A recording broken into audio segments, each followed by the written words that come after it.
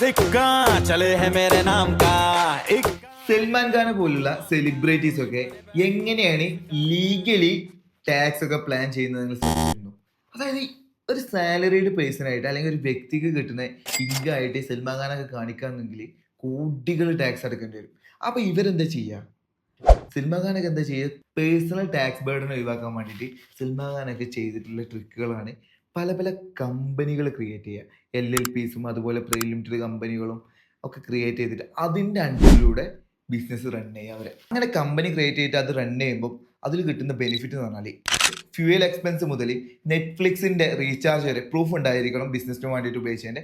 അങ്ങനെയാണെങ്കിൽ നെറ്റ്ഫ്ലിക്സിൻ്റെ റീചാർജ് വരെ നമുക്ക് എന്ത് ചെയ്യുക, അതിൽ ഇൻക്ലൂഡ് ചെയ്തിട്ട് എക്സ്പെൻസ് ആയിട്ട് നമുക്ക് മീറ്റ് ചെയ്യാൻ പറ്റും.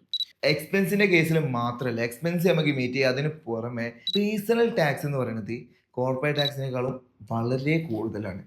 കോർപ്പറേറ്റ് ടാക്സ് എന്ന് പറയുന്നത് നമുക്ക് പേഴ്സണൽ ടാക്സ് വരുന്നതിനേക്കാളും കുറവാണ് കോർപ്പറേറ്റ് ടാക്സിൽ അവർ ടാക്സ് അടയ്ക്കേണ്ട സ്ലാബ് എന്ന് പറയുന്നത്. അപ്പോൾ അതൊക്കെ കാരണമാണ് ഇവർ കമ്പനി ക്രിയേറ്റ് ചെയ്തിട്ട് അതിൻ്റെ അണ്ടറിലൂടെ കൊണ്ടുപോകുന്നത്.